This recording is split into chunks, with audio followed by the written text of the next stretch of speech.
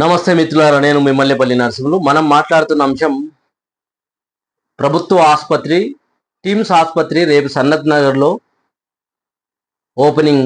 మన గౌరవ ముఖ్యమంత్రి గారు రేపు ప్రారంభోత్సవం చేయబోతున్నారు. సంతోషం, అట్లే కాస్త బాధకరం కూడా. ఎందుకంటే 30 నెలలు దీన్ని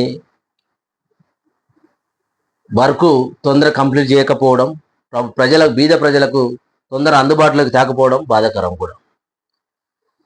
ఈ దేశానికి స్వాతంత్రం వచ్చి 80 ఏళ్ళు అయినా 65 సంవత్సరాలు ఈ దేశాన్ని ఏలిన పార్టీ ఏదై అంటే కాంగ్రెస్ పార్టీ. మరి ఇట్లాంటి టీమ్స్ లాంటి ఆసుపత్రిని, ఆసుపత్రి నిర్మాణం చేయాలనే సోయి లేకపోయింది 65 సంవత్సరాల్లో ఈ ప్రభుత్వానికి. చాలా సిగ్గుసేటు. ఎందుకంటే కాంగ్రెస్ పార్టీ అంటేనే బీదల పార్టీ, పేదల పార్టీ, ఏమేమో చెప్తారు. మరి ఎందుకు ఈ ఉమ్మడి ఆంధ్రప్రదేశ్లో కూడా మనకు ఒక అద్భుతమైన ఆసుపత్రి లేకపోయింది? ఒక గాంధీ 170 ఏళ్ళ సంవత్సరాల కిందటనే గాంధీ నిర్మాణం జరిగింది. నిమ్స్ 1951లోనే నిమ్స్ నిర్మాణం జరిగింది. 100 ఏళ్ళ కిందటనే ఉస్మానియా ఆసుపత్రి నిర్మాణం జరిగింది. ఈ 3 ఆసుపత్రులే కదా మన ఉమ్మడి ఆంధ్రప్రదేశ్ రాష్ట్రానికి దిక్కు. మరి 65 సంవత్సరాలు మీరు ఏం చేసిరు? టీమ్స్ లాంటి ఆసుపత్రులు ఎందుకు కట్టలేకపోయారు? ఎందుకు ఈ బీద ప్రజలను వైద్యం అందించి కాపాడలేకపోయారు?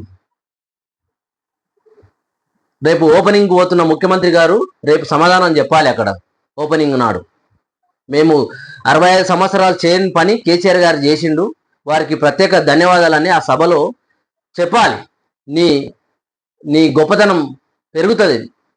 మిత్రులారా, కేసీఆర్ గారు అధికారంలోకి వచ్చిన తర్వాత ప్రతి సంక్షేమ పథకాన్ని బీదలకు నేరుగా అందించే విధంగా ఆలోచన చేసి తెలంగాణ రాష్ట్రంలో ఒక 6 టీమ్స్ ఆసుపత్రులను శంకుస్థాపన చేసిండు.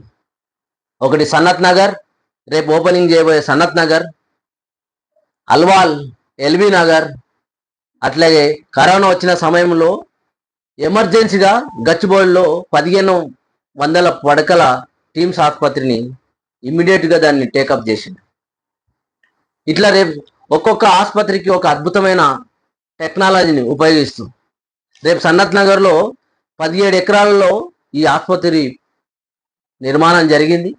1000 పడకలు, 882 కోట్లతోటి వ్యయంతో, కోట్ల ఖర్చుతోటి 1000 పడకల ఆసుపత్రి. ప్రతి పడకకు ఆక్సిజన్ ఉండేటట్టుగా.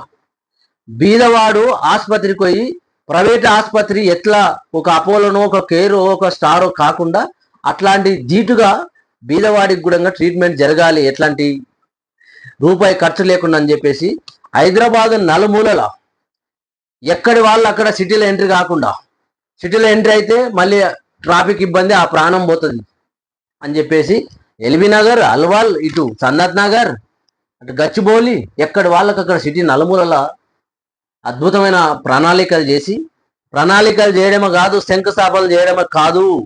కేసీఆర్ గారు 80-90% ఆసుపత్రి పనులు కంప్లీట్ చేసిండు. మీరు 10-15% కంప్లీట్ చేసి ఈరోజు ఓపెనింగ్, అది కూడా 30 నెలలు పట్టింది మీకు. చాలా బాధాకరం. మిత్రులారా, సన్నత్ నగర్లో రేపు అద్భుతమైన ఆసుపత్రి, కేసీఆర్ గారి ఆనవాళ్లతోటి నిర్మాణం జరిగిన ఆసుపత్రిని ఓపెనింగ్ చేస్తున్న గౌరవ ముఖ్యమంత్రి గారికి మరొక్కసారి శుభాకాంక్షలు చెప్పుతూ,